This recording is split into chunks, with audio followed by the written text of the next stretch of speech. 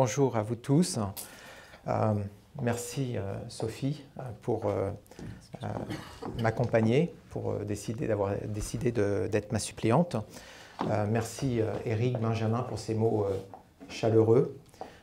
Merci à vous tous d'être là ce soir pour cette marque d'intérêt.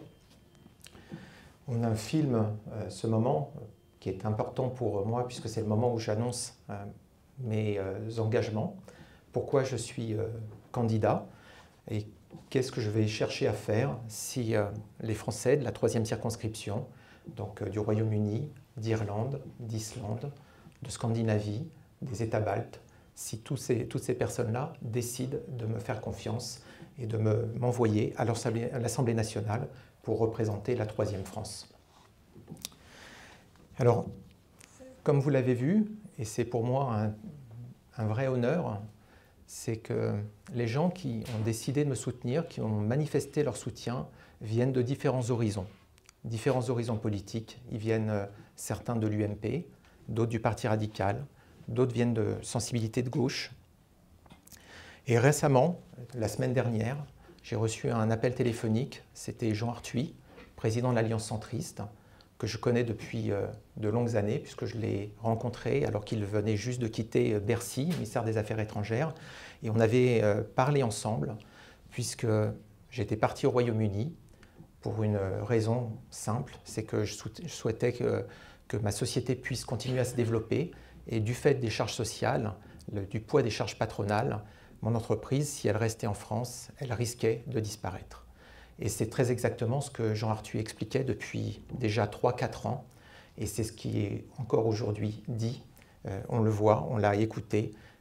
Garder nos entreprises, les rendre compétitives, et on voit qu'il faut baisser les charges patronales si on veut les rendre compétitives. Et bien, c'est ce qu'il disait depuis 15 ans. Et j'ai été vraiment très heureux qu'il prenne la décision, avec le parti de l'Alliance centriste, de m'apporter ce soutien, cette caution, pour m'aider à avancer dans cette campagne. Comme Éric l'a dit, je ne serai pas le candidat d'un parti, je ne suis pas le candidat d'une idéologie. Depuis 6 ans, je représente les Français du Royaume-Uni et je ne me préoccupe pas de savoir ce que les gens pensent quand ils viennent me voir, quelles sont leurs opinions politiques. Mon seul engagement, c'est de travailler pour tout le monde. Et pour ça, je ne travaille pas comme un politicien. Je suis rentré dans la politique par hasard, simplement comme Éric l'a dit, effectivement un jour, parce que Joël Garriaud-Maylam, apprenant que j'avais un peu de temps, m'a dit « Je te propose, à toi, Nicolas Sarkozy, cherche des gens qui viennent en dehors de la politique. Il cherche des gens nouveaux pour faire de la politique, et un entrepreneur comme toi en politique, ça pourrait changer les choses. » Donc voilà, je suis rentré en politique, un peu par hasard, mais je le fais comme un entrepreneur. Et Sophie l'a rappelé, et je la remercie, elle a parlé du plan école. C'est une façon de fonctionner en entreprise que ceux qui travaillent en entreprise privée connaissent très bien. C'est une technique, on appelle ça le Plan, Do, Check, Act. Planifier, agir, contrôler, rendre compte, tenir compte de ces contrôles. Et en travaillant de cette façon, on casse les habitudes. Il n'y a pas d'un côté l'administration, de l'autre côté le politique et enfin la société civile. On fait travailler tout le monde ensemble. C'est ce qui s'est passé ici avec le plan école. Et pour ceux qui étaient là lors du lancement du plan école, il y a tout juste 4 ans, ça s'est passé dans cette salle, dans la salle Jacques Hiselin. Et j'avais pris un engagement par rapport aux Français du Royaume-Uni, en particulier ceux de Londres, qui vraiment, lorsqu'on a démarré le plan école, souvent me regardaient, étaient même un peu goguenards. Le coup on va nous créer des nouvelles écoles, on nous l'a déjà fait depuis tellement d'années. J'ai dit oui, c'est vrai, mais là, cette fois, on va tous travailler ensemble. Et on va décider les objectifs et les actions ensemble pour atteindre ces objectifs. Et j'avais pris un engagement que tous les ans, j'organiserai une réunion publique et que chacun pourrait évaluer les résultats et on pourrait voir si on avance dans le bon sens et tout le monde pourrait intervenir. C'est ce qui a été fait chaque année depuis le lancement du plan école. Et 4 ans plus tard, Sophie l'a très justement rappelé, on a quand même créé 1000 places supplémentaires. Le second collège, ça n'était pas arrivé depuis 1917.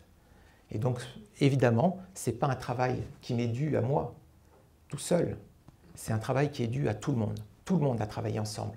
Les parents d'élèves, les représentants des professeurs, l'administration, les entreprises. Arnaud Vessier, le président de la Chambre de commerce, a fait un travail fantastique. Toutes ces personnes-là, travaillant ensemble, l'ambassadeur évidemment, c'est Maurice Gourde-Montagne, au début, jamais on n'aurait pu faire tout ça. Mais en faisant travailler tout le monde ensemble, on obtient des résultats qui dépassent ce qui avait toujours été fait par le passé. Eh bien, cette façon de faire, cette méthode de travail, c'est celle que je veux appliquer si je suis député dans toute la circonscription et bien sûr pas seulement dans le Royaume-Uni. Et donc, écoutez, vous n'allez pas être surpris, je suis un entrepreneur, je ne suis pas un politique pour vous faire des promesses. Moi, je vais vous dire quels seront mes objectifs. J'aurai 4 objectifs. Le premier, c'est créer un nouvel élan pour l'enseignement français à l'étranger afin d'atteindre 100% des enfants français à l'étranger. Ça passe par une première chose, une première action, ce sera déjà de créer un plan école en Irlande et dans les pays de la Scandinavie. Fort de notre expérience au Royaume-Uni, je pense qu'il faut qu'on la poursuive. Et dans les premiers contacts que j'ai eus, demain je serai à Dublin, et il y a justement des envies de faire évoluer la structure scolaire. Eh bien, je ne peux pas arriver en disant il faut que ce soit comme ceci ou comme cela. Ce que je souhaite, c'est qu'on crée un plan école et que, comme ici, on mette en place, on fasse travailler les gens ensemble. La deuxième chose, et Sophie a commencé à en parler, c'est la problématique un peu de Londres. C'est ce qui apparaît avec le plan école. On avait un objectif 1 qui était de créer 1500 places en 3 ans. On en a créé 1000 en 4 ans. On sait où on en est. Mais on voit qu'aujourd'hui, il faut au moins en créer 750 de plus. Pourquoi? Parce que simplement, les enfants qui sont dans les écoles primaires actuellement, dans notre système, on n'a pas assez de place pour les accueillir actuellement au niveau du collège et du lycée. Donc c'est impératif que dans les 2 ans qui viennent, on arrive à ouvrir un établissement supplémentaire. Ça, c'est mon engagement. Mon engagement, ce sera d'accompagner avec Sophie à 100% ce projet parce qu'il est indispensable. Vous savez, je suis confronté, Sophie l'a dit aussi, au fait que les gens m'appellent en me disant on cherche une place et il n'y a pas de place pour nous dans l'enseignement ici à Londres. C'est une vraie difficulté, mais ça serait pire encore d'avoir à appeler les parents en disant vous avez votre enfant dans le système et on n'a pas de place pour pouvoir le garder. Ça serait un vrai problème et je ferai tout pour qu'on ne fasse pas face à ce souci-là. La troisième chose, c'est de créer le développement de structures locales de financement de l'immobilier scolaire. S'il y a quand même une idée que j'ai pu faire passer, c'est au tout démarrage du plan école, quand on a recruté Frédéric de la Borderie, et notre premier échange, où il a commencé à regarder en disant on va devoir acheter un bâtiment, comment ça se passe. Je lui ai dit surtout Frédéric, on isole la partie immobilière. Il ne faut pas que ce soit dans l'école. Il faut qu'on crée une structure immobilière parce que qu'est-ce qui se passe? Quel est notre problème? Il y a aujourd'hui des établissements qui ont payé déjà leur immobilier. Donc leurs frais de scolarité peuvent être moins élevés. Il faut qu'on arrive, si on crée des nouvelles écoles, il ne faut pas qu'une nouvelle école ait à payer un nouveau bâtiment. Il faut mutualiser ce coût avec toutes les écoles. Donc si on crée une structure immobilière qui s'attache uniquement à l'immobilier scolaire, les écoles faisant leur travail d'école, on arrivera à mutualiser les coûts de l'immobilier. Donc il faut créer un fonds local, des structures locales de financement de l'immobilier scolaire. Pourquoi c'est important que ce soit local? Ce n'est pas compliqué. Les entreprises, elles sont intéressées localement. Elles veulent que leurs collaborateurs trouvent une école locale pour pouvoir scolariser les enfants de leurs collaborateurs. Ça, c'est fondamental. Il ne faut pas que ce soit Paris qui ait un fonds à Paris où personne ne comprend exactement qui décide. Il faut que les fonds de financement de l'immobilier scolaire soient locaux. Ensuite, ça c'est une observation, il faut accroître la transparence dans l'attribution des places dans les établissements scolaires français à l'étranger. Ça c'est un point auquel je tiens beaucoup. Jusqu'à présent, ça se passe... Pour moi, ça se passe très bien, mais dans d'autres pays, on entend qu'il y a des difficultés. Il nous faut une charte à chaque fois qui définit, et puis donc un conseil qui intègre non seulement évidemment le proviseur, le conseiller culturel et le conseiller culturel adjoint, mais aussi je pense qu'il faut un représentant des parents d'élèves, un représentant des enseignants et un élu de chaque côté dans cette commission pour garantir une totale transparence et un fonctionnement parfait de l'attribution des places dans l'enseignement scolaire français à l'étranger.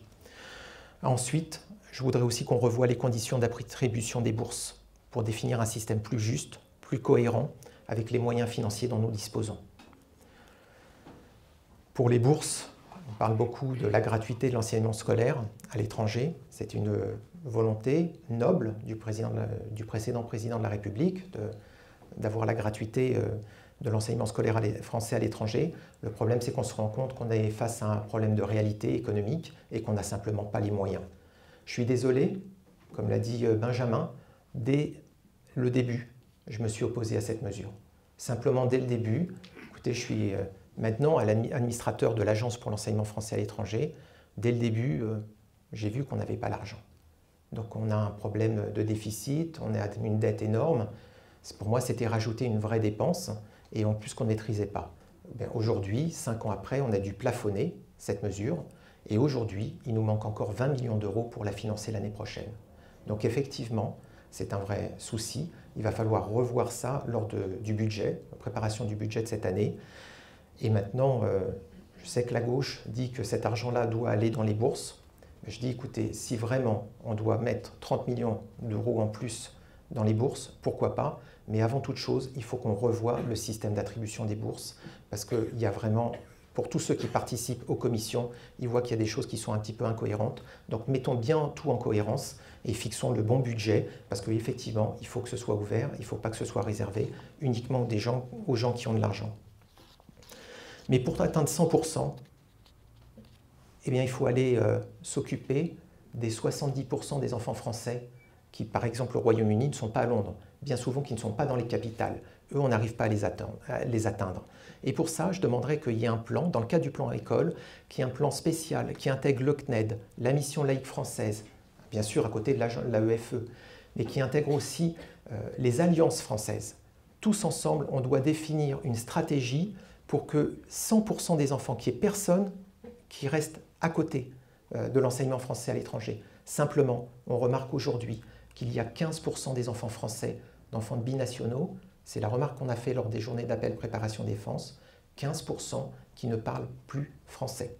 Des enfants français qui ne parlent pas français, je crois que c'est un véritable challenge. Et quand je vois qu'on met 520 millions d'euros dans l'enseignement français à l'étranger et que j'en ai 15% qui ne parlent plus français, je voudrais simplement qu'on réfléchisse et qu'on se fixe l'objectif d'atteindre et d'offrir une solution à chacun d'entre eux.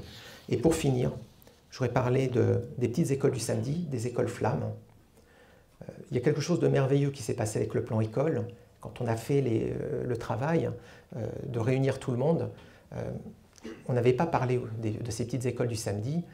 Et il y avait une dizaine d'écoles, des mamans, qui chaque samedi avaient pris un engagement de créer une petite école, une association, pour leur permettre d'enseigner le français aux enfants. Et ça, c'est une solution dès lors qu'on sort de Londres. C'est une solution. Et grâce au plan école, on les a mis en réseau. On a fait bénéficier simplement de l'expérience existante de celles qui avaient créé une école pour que ceux qui avaient une bonne volonté, une vraie volonté de faire une association comme celle-là, eh ben, pourraient démarrer très facilement avec une aide.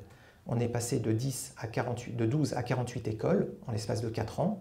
On a maintenant 3000 enfants qui, chaque samedi, apprennent le français aux 4 coins du Royaume-Uni.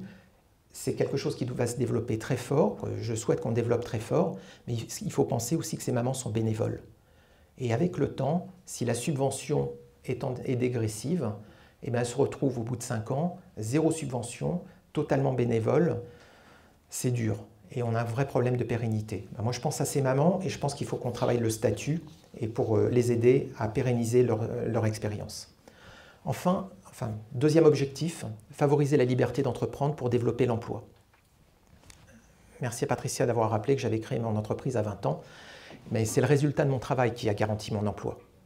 Et je voudrais qu'on fasse une création d'un plan start-up qui associe les chambres de commerce, les CCE, les clubs d'entrepreneurs, pour justement que les entrepreneurs qui arrivent ici puissent développer facilement une entreprise et créer de l'emploi. Je voudrais qu'on organise les groupements d'entreprises par filière pour accroître nos exportations. J'ai un exemple dans l'agroalimentaire. Donc réunir les entrepreneurs de l'agroalimentaire, c'est comme ça que ça fonctionne avec les Allemands, avec les Italiens. Nous aussi, on est capable de le faire. Si eux peuvent le faire, pourquoi nous, à l'étranger, on n'arriverait pas à coordonner les entreprises par secteur pour développer tous ensemble, pour développer nos produits, la vente de nos produits. Je voudrais créer aussi une coordination pour promouvoir les artistes français à l'étranger, avec le soutien des instituts français, bien sûr. Mais les artistes qui arrivent certains avec leur guitare sur le dos, d'autres qui sont dans le théâtre. Et à chaque fois ils arrivent à l'étranger, il faut qu'ils réinventent la roue. Moi je pense qu'il faut vraiment créer une coordination qui soit organisée et qui puisse justement eux aussi participer à la promotion de la culture française à l'étranger. Création de plans emploi dans chaque pays. On l'a fait ici à Londres. On est passé de maintenant 750 jeunes par an qui trouvent un emploi grâce au centre Charles Péguy, qui fait un travail formidable. On est en objectif maintenant de 1000 emplois. Comment? Pas en demandant de l'argent public en supplément, uniquement en mobilisant les entreprises. C'est ce qu'on a fait pour aider à recruter quelqu'un pour pouvoir offrir plus d'emplois. Créer des plans emploi dans tous les pays comme on l'a fait au Royaume-Uni, ça me semble important et je pousserai pour ça. Sécuriser l'accueil des jeunes Français quand ils arrivent à l'étranger. On a des cas tragiques, on l'a vu dans les médias. Il faut impérativement sécuriser cet accueil. J'ai parfois des appels, et c'est généralement toujours le week-end, quand malheureusement le standard du consulat est fermé, de mamans ou de professeurs qui sont en France, qui sont totalement catastrophés. Le jeune est parti à l'étranger, il y a un vrai problème. Et donc, comment on fait? Il faut impérativement prévenir et sécuriser l'accueil des jeunes Français qui ne partent pas comme ça, qui sachent les dangers parfois qui pourraient les menacer. Enfin, un projet qui me tient fortement à cœur dans l'objectif 2, c'est créer un métro transmanche entre Calais et Ashford. J'en ai déjà beaucoup parlé, mais je crois que pour dynamiser à la fois le Nord-Pas-de-Calais, qui en a bien besoin, et le courant d'affaires avec le Kent, un métro, une liaison qui passerait toutes les 30 minutes, permettrait justement aussi d'avoir une portée pour faire une baisse du chômage dans le Nord-Pas-de-Calais. L'objectif 3, c'est éliminer les discriminations à l'égard des Français de l'étranger. La première chose, ce que je souhaite, c'est lutter contre toute forme de discrimination fiscale à l'égard des Français établis hors de France ou qui choisissent de s'expatrier. Un vrai souci à la Commission Finances de l'Assemblée des Français de l'étranger, je peux vous le dire parce que je le vois venir. Chaque année, Jérôme Cahuzac, président de la Commission Finances de l'Assemblée nationale, faisait une proposition de loi pour taxer les Français de l'étranger. C'est une proposition récurrente. Je pense que ce n'est pas une bonne idée. Je crois qu'on va être certains être d'accord sur le sujet. Alors je sais que la façon de le présenter au départ, c'est bon, on va réserver ça à ceux qui gagnent plus de 200 000 euros. Bon, effectivement, pour beaucoup, là j'étais dans le nord de l'Angleterre il n'y a pas longtemps, à York, effectivement, pour eux, ils se disent ils ne sont pas concernés. Je dis oui, mais le problème c'est que tout le monde va commencer à devoir déclarer les impôts, parce que la première fois c'est 200 000 euros. Et puis la deuxième fois, ça va être autre chose, on va donner un autre montant. Mais toujours est-il qu'il va falloir que tout le monde se tienne au courant de la fiscalité en France. Ça va peut-être dire aussi faire tous une déclaration d'impôt. Aujourd'hui, le centre des impôts des non-résidents ne répond qu'à 30% des appels téléphoniques. Alors que, je veux dire, tout le monde n'a pas à déclarer ses impôts en France. Donc vous imaginez le problème que l'on va avoir aussi au niveau de l'administration pour suivre une telle idée. Donc je suis totalement contre, évidemment, cette approche. Un deuxième problème, alors là, je me bats sur ça depuis maintenant 2 ans, mais imaginez, si vous n'êtes pas senior, pour l'instant vous n'êtes pas conscient de cette problématique-là, si vous avez travaillé en France, que vous avez une retraite venant de France, que vous vivez à l'étranger, eh bien il faut chaque année, pour chaque caisse de retraite, faire un certificat de vie. C'est quoi? C'est déclarer que vous êtes toujours vivant. Mais attendez, ça ne suffit pas. Il faut qu'il y ait un tiers qui vienne confirmer que vous êtes toujours bien vivant. Si. Et ça, c'est vrai que ça pourrait prêter à en rire, Mais quand vous avez des gens qui sont dans des situations très difficiles, très âgés, qui ont parfois aussi des grandes difficultés pour pouvoir se déplacer, eh bien, quand certaines caisses de retraite leur demandent de passer au consulat pour faire certifier ce document, c'est un vrai problème pour eux. Et parfois, la retraite s'arrête parce que le document n'est pas arrivé assez vite. Eh bien moi, pour tous ces Français de l'étranger, et en tout cas de l'Union européenne, je souhaite qu'ils aient le même droit qu'en France, c'est-à-dire qu'un certificat sur l'honneur suffise. Ensuite, bien sûr, je veux protéger le droit à la double nationalité que certains ont cherché à contester. Je veux permettre à nos enfants étudiants en université étrangère de faire un stage professionnel en France.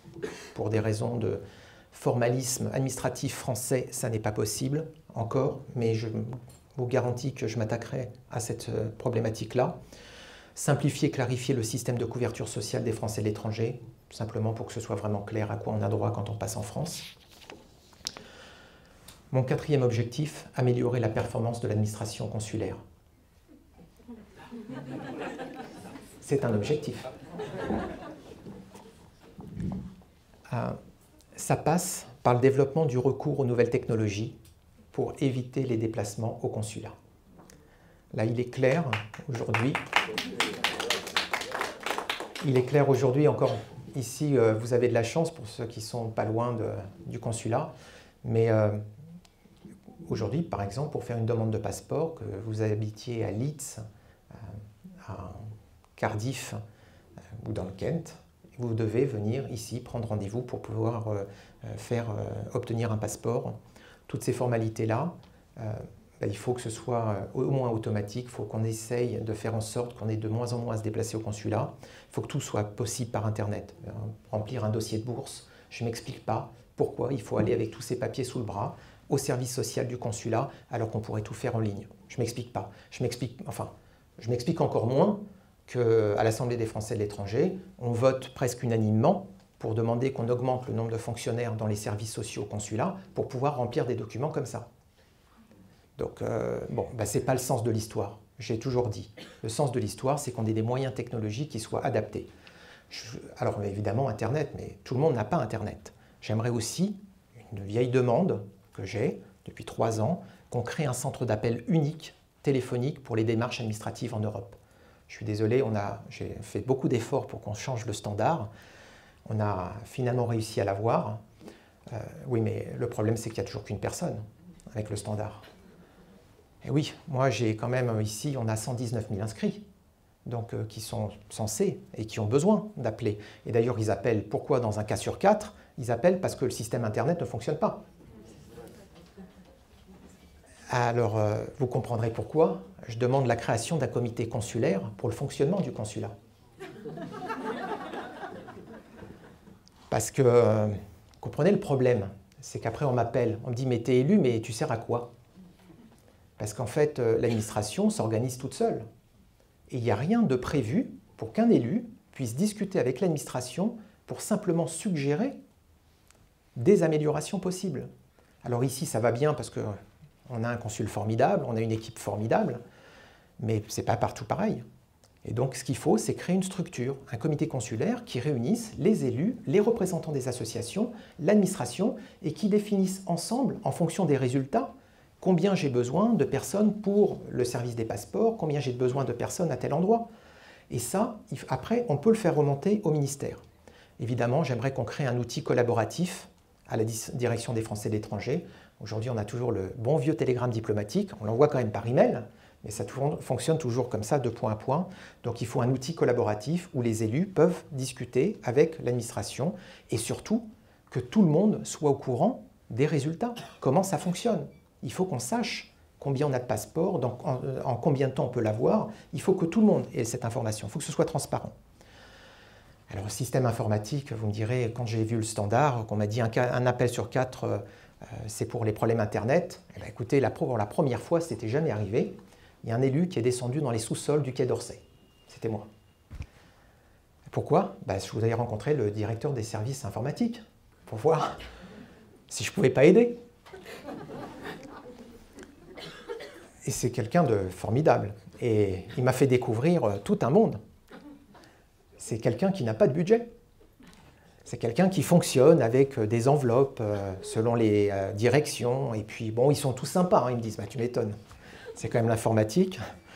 Donc, moi, ce que je souhaite, c'est qu'il y ait un budget autonome au niveau du ministère des Affaires étrangères pour le service des systèmes d'information, pour qu'on ait une vraie visibilité, pour qu'eux aient une vraie visibilité sur ce qu'ils vont pouvoir faire pour adresser nos besoins. Enfin, il n'y a pas très longtemps, vous avez certainement reçu un mail pour obtenir le vote par Internet pour les élections présidentielles à l'étranger. Écoutez, je suis désolé pour ceux qui ont eu à se déplacer de loin. C'est quelque chose qu'on a expliqué. On a obtenu le vote par Internet pour les législatives. Donc ça, c'est un vrai progrès pour les Français à l'étranger. Ça n'était pas possible pour les présidentielles parce que tout le monde doit voter de la même façon. Donc, on ne pouvait pas demander à ce que les Français de l'Hexagone votent par Internet. Eh bien, je crois qu'il va falloir trouver une solution. Soit tout le monde peut voter par Internet, soit il faut faire une modification constitutionnelle. Mais je crois qu'il faut vraiment, et là c'est parce qu'il va y avoir des députés des Français de l'étranger, il faut vraiment qu'ils se réunissent avec les sénateurs comme une délégation parlementaire d'outre-mer, faire une délégation parlementaire des Français de l'étranger et obtenir cette dérogation au niveau constitutionnel, parce que c'est plus possible que des gens aient à faire 3 heures de route, parfois, aller, retour, ça leur coûte beaucoup d'argent, x2 quand ils sont en couple, c'est un vrai budget, c'est pas possible, il faut trouver une solution. Et dernière chose, je souhaiterais que le consulat s'occupe aussi de populariser le port du bleuet lors des cérémonies du souvenir, c'est quelque chose d'important. Tout le monde est familier aussi ici avec le poppies.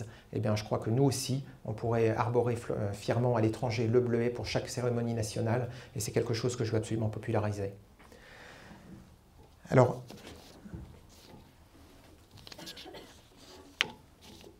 quatre objectifs, mais l'Assemblée nationale, c'est aussi représenter la nation.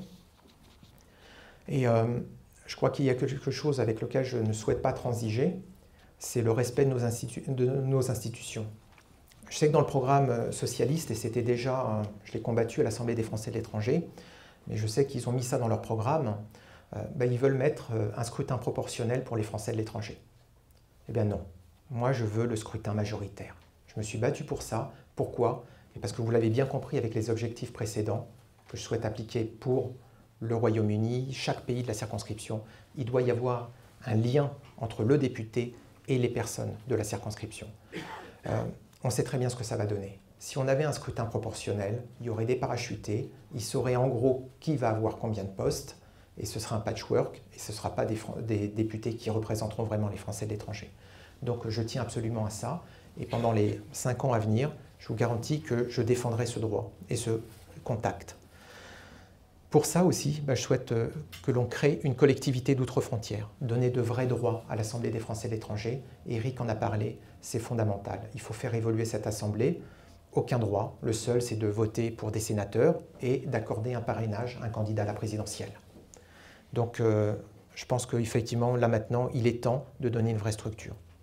Enfin, et là c'est ma fierté d'être soutenu aujourd'hui par Jean Arthuis, c'est de promouvoir les réformes structurelles nécessaires au rétablissement de l'économie. Il y a de vrais enjeux, il faut sauver l'euro, il faut faire évoluer notre budget, il faut qu'on rétablisse l'équilibre de nos comptes, il faut qu'on s'attaque à la dette, tout le monde est d'accord là-dessus maintenant. Il y a une règle d'or, on l'a signée, c'est le pacte européen, il faut la respecter, il faut la mettre en œuvre, il faut la respecter. Voilà, je veux défendre ces valeurs de liberté d'entreprendre, ces valeurs de solidarité, de justice sociale. Et si vous pensez que mon travail mérite d'être poursuivi, eh bien écoutez, je vous propose de me donner le pouvoir de l'amplifier et de vous joindre à moi pour qu'ensemble on fasse porter la voix de la Troisième France à l'Assemblée nationale. Merci à vous.